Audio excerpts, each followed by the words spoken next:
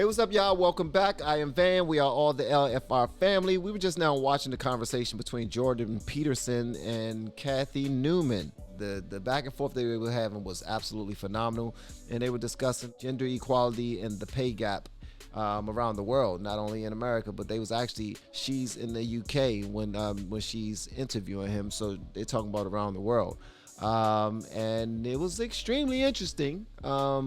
I thought Jordan Peterson was kind of, whooping her ass a little bit, but he didn't want to. I don't even think that he wanted to argue with her. It seemed like he was on defense for the most part, and he was just answering her questions. But it's like every single time he answered her question, she would flip it and try to put him in another corner, and he'd be like, "Nope, I got you. You can't hold me in no corner, Slim." So, but a lot of good stuff is coming from the conversation. Now they about to move into transgender conversation. Now this is going to be a little crazy. You already know this, man. This right here, an extremely touchy topic, and I'm ready to get into it, man. I'm not going to be the one getting canceled. It's going to be them. It's going to be them, brother. Speak of in conscientiousness. Women are a bit more orderly than men, and men are a little bit more industrious than women. But the difference isn't big. But that averages into conscientiousness. Plenty of men who aren't necessarily as well, industrious. of course. But female traits, though, why are they not... Feminine traits, why are they not desirable at the top of... Feminine traits, why are they not desirable at the top of business? It's hard to say.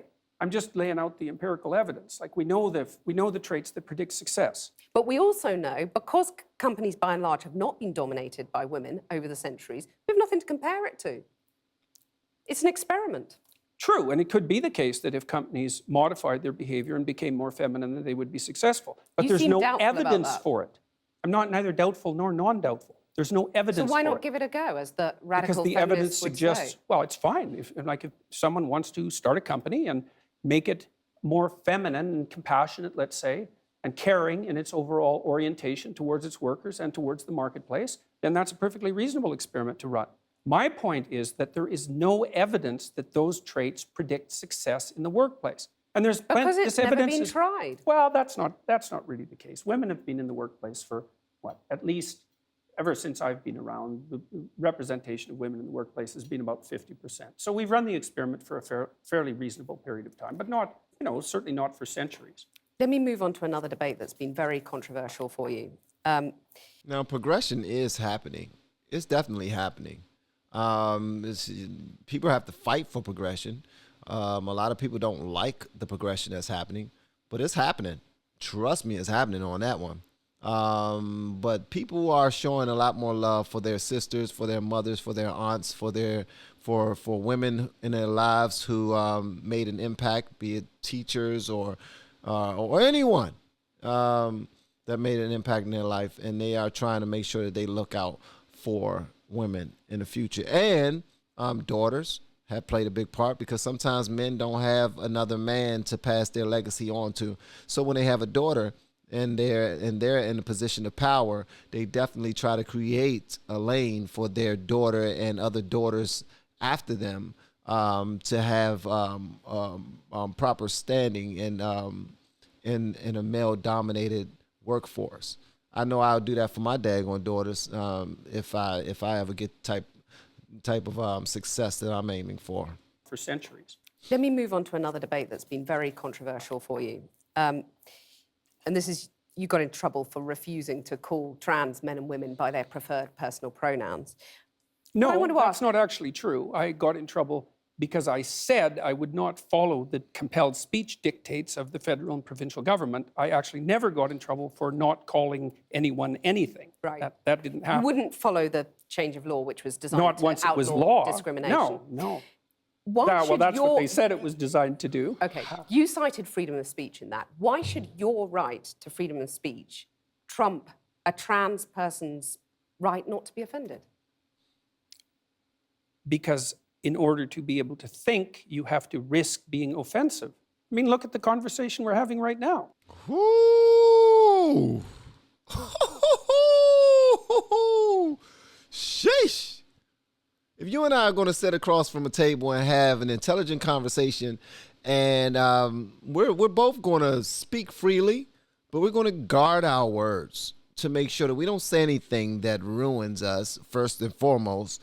And we're also going to say things because we're going to be considerate of one another, and we're not going to say anything that's going to potentially disrespect the host or the person invited to the show. So we're doing it right now. Like, we're clearly doing it. Now, you're going out of your way to make me feel uncomfortable by trying to ask me questions that's going to clip me up and probably be able to clickbait whatever show you want to do so you can be extremely successful. But I'm holding my own and I'm being cool while doing so. Now you're going to ask me, why am I not doing that for somebody else? Freedom of speech is not the same as accepting somebody else's desire to be called something or named something. That's not freedom of speech. You can't. That's freedom to control my speech. That's not freedom of speech, because now I no longer have freedom of speech because my speech is now controlled by what you decide to be called. Now I have to say what you want me to say. That's not freedom of speech.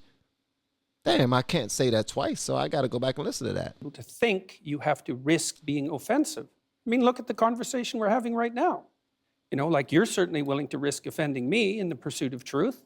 Why should you have the right to do that? He called her out. Rather uncomfortable. He called her out. He called her out. I'm very glad I put. He called her out. He called her out. Dog, he called her out. Wow, he said, like, you have the right to sit there and offend me just so you can get to your little truth. And he looked her dead in the face. Look, he was like this. Look how he looking at her. He's like, just like you have the right to offend me, offend the hell out of me. I'm your guest and you offended me just so you can get to the truth. But hey, it ain't nothing. It rolls off my shoulder. That one, you know what I mean? I'm that guy. I have the right to do that. It's been rather uncomfortable. Hey. Well, I'm very glad I put you on the spot. Well, I'm very glad that I have exercised my freedom of speech. You get my point. It's like you're doing what you should do, which is digging a bit to see what the hell's going on. So and that is what you should do. But you're exercising your freedom of speech to certainly risk offending me. And that's fine. I think more power to you as far as I'm concerned. Except you haven't sat there. I'm just trying to work that out. I mean, he got your ass. He got her ass. Okay, all right. He got her. He got her on that one. All right. Why am I so excited about this? It's because he called her out, and she now see that what I was doing, he knew the whole time. God dang it, this guy plays chess. He plays chess. You haven't sat there. She could not deal with it. I'm just trying to work that out. I mean, Go ahead. You have got me. I'm trying to work that through in my head. Yeah. It took a while. He got her ass. I see. Ooh, I be knowing some stuff sometimes, Van. Good job, brother. Good job, brother. Sometimes you gotta give yourself a high five. It did, yeah. Took a while. You have voluntarily come into the studio and agreed to be questioned. Mm-hmm. A trans person in your class has come to your class and said they want to be called That's never happened. And I would call them she. So you would. So you've kind of changed your tune on that. No, I said that right from the beginning. What I said at the beginning was that I was not going to cede the linguistic territory to radical leftists, regardless of whether or not it was put in law. That's what I said. And then the people who came after me said, oh, you must be transphobic and you mistreat a student in your class. It's like, I never mistreated a student in my class. I'm not transphobic, and that isn't what I said. Well, except you've also called trans campaigners authoritarian, haven't you? I mean, isn't that grossly... Well, only in the broader context of my claims that radical leftist ideologues are authoritarian, yes, which they are. You're saying someone who's trying to work out their gender identity, who may well have struggled with that, had quite a tough time over the years. With it, yeah. You're comparing them with, Chairman Mao, who saw the deaths of millions of people. Well, even if the activists, they're trans people too. They have a right to say these things. Yeah, but they don't have a right to speak. Jeremy Mao, disclaimer, I don't know who these people are that they're naming at all. I will have to go do my research. For real, I gotta go do my homework. I don't know who these people are, so I'm trying to follow along as much as I possibly can. They're trans people too. They have a right to say these things. Yeah, but they don't have a right to speak for their whole community. To compare them to Chairman Mao, or, Augusto Pinochet. I mean, this is grossly insensitive. No, I didn't compare them to Pinochet. Well, I did compare them to He Mao. was an authoritarian. He's a right-winger, though. I was comparing them to the left-wing totalitarians. And I do believe they are left-wing Mao, totalitarians. under Mao, millions of people died. Right. I mean, there's no comparison between Mao and a trans activist, is there? Why not?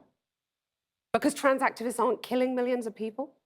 The philosophy that's guiding their utterances is the same philosophy. The consequences are... Not yet. You're saying that... Okay. I'm gonna need some context, guys. If y'all can help me out, man, in the comments, that would be amazing. I wish I understood who this Mao is, what he controlled, what territory he was responsible for, and all of the people, all the decision that he made, or his mindset and his way of governing that led to millions of people dying.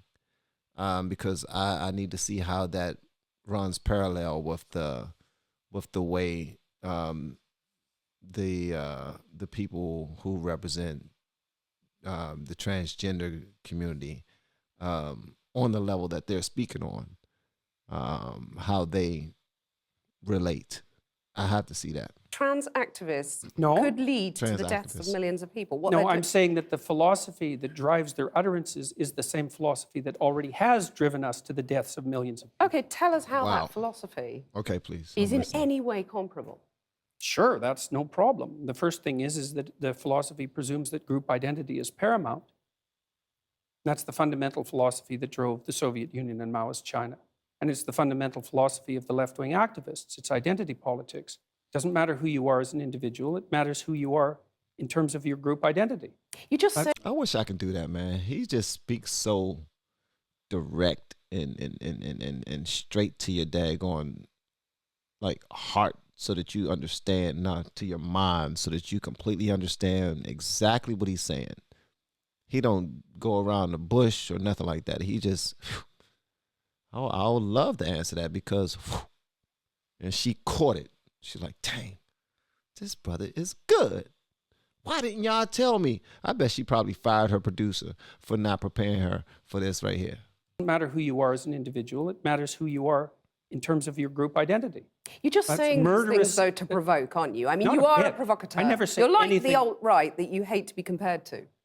You want to stir things up. I'm only a provocateur insofar as when I say what I believe to be true, it's provocative. I don't provoke.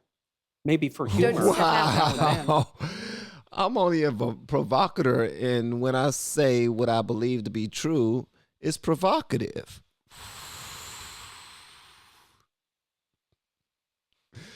And with that said, it's not my fault, because my intentions was not to provoke, but the way you caught it, you was. Shit. Okay, I see why people like this guy, man. He's smart as hell. True, it's provocative. I don't provoke. He's smart as hell, Maybe bro. for You don't humor. set out to now provoke. and then. I'm not interested in provoking. But what Not in about the thing least. about, fighting and the lobster? Tell us about the lobster. Well, that's quite a segue. Well, the first chapter I have in my book is called Stand Up Straight with Your Shoulders Back. And it's an injunction to be combative, not least to further your career, let's say, but also to adopt a stance of ready engagement with the world and to reflect that in your posture. And the reason that I write about lobsters is because there's this idea that hierarchical structures are a sociological construct of the Western patriarchy. And that is so untrue that it's almost unbelievable. And I use the lobster as an example because the lobster, we divulged from lobsters in evolutionary history about 350 million years ago, common ancestor. And lobsters exist in hierarchies, and they have a nervous system attuned to the hierarchy. And that nervous system runs on serotonin, just like our nervous systems do. And the nervous system of the lobster and of the human being is so similar that antidepressants work on lobsters. And it's part of my attempt to demonstrate that the idea of hierarchy has absolutely nothing to do with sociocultural construction, which it doesn't. Let me just get this straight. You're saying that we should organise our societies along the lines of the lobsters? I'm saying that it's inevitable that there will be continuity in the way that animals and human beings organize their structures. It's absolutely inevitable. And there is 1/3 of a billion years of evolutionary history behind that. Right? That's so long that 1/3 of a billion years ago, there weren't even trees. It's a long time. You have a mechanism in your brain that runs on serotonin that's similar to the Lobster mechanism that tracks your status. And the higher your status, the better your emotions are regulated. So as your serotonin levels increase, you feel more positive emotion and less negative emotion. So you're saying, like the lobsters, we're hardwired as men and women to do certain things, to sort of run along tram lines, and there's nothing we can do about it? No, I'm not saying there's nothing we can do about it, because it's like in a chess game, right? There's lots of things that you can do, although you can't break the rules of the chess game and continue to play chess. And your biological nature is somewhat like that, is it sets the rules of the game, but within those rules you have a lot of leeway. But the idea that, one thing we can't do is say that hierarchical organization is a consequence of the capitalist patriarchy. It's like, that's patently absurd.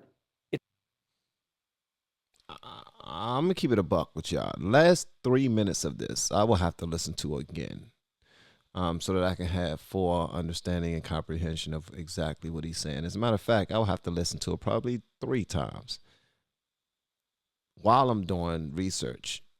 So me listening to that 3 minutes will probably take me another hour. That's just how I learned. Earlier on, they were talking about things that I believe I was at least understanding. Right now, this whole lobster thing, I'm lost. I'm lost in the sauce, boss, for real. But hey, it sounds smart. Is a consequence of the capitalist patriarchy. It's like, that's patently absurd. It's wrong. It's not a matter of opinion. It's seriously wrong. Aren't you just whipping people up into a state of anger? And not at all. Divisions between men and women, you're stirring people up. You know, you have any critics of you online get absolutely lambasted by your followers. You've and got to by call me, them off, generally. haven't you? Sorry, your critics get lambasted by you. I mean, If isn't they're that academics, irresponsible? not at all. If an academic is going to come Okay. after me and tell me that I'm not qualified and that I don't know what I'm talking about, So like, you're it's not going to say seriously to your not the followers same. now, quit the abuse, quit the anger? Well, we'd need some substantial examples of the abuse and the anger before I could detail that question. There's a lot of it out there. Let's take a more general perspective on that. So I've had 25,000 letters since June, something like that, from people who told me that I've brought them back from the brink of destruction. And so I'm perfectly willing to put that up against the rather vague accusations that my followers are making the lives of people that I've targeted miserable. Jordan Peterson, thank you. My pleasure. Nice talking with you. Wow. That was good. That was daggone good, man. Oh, man. Sheesh, they confused the hell out of me the last 3-4 minutes, man. I swear to God. I was like, okay, what the hell they talking about? I even started daggone. I opened up my little grinder because I'm about to roll something after this, bro. I ain't going to smoke nothing, but I'm going to roll something so that tomorrow I can have me a little something, you know what I mean? You know what I mean? Yeah. But I want y'all to let me know what y'all think about this in the comments. And if you have any other ones you want me to check out, I would love to. Just put them in the comments, all right? And I will check it out. Y'all be easy. Love y'all.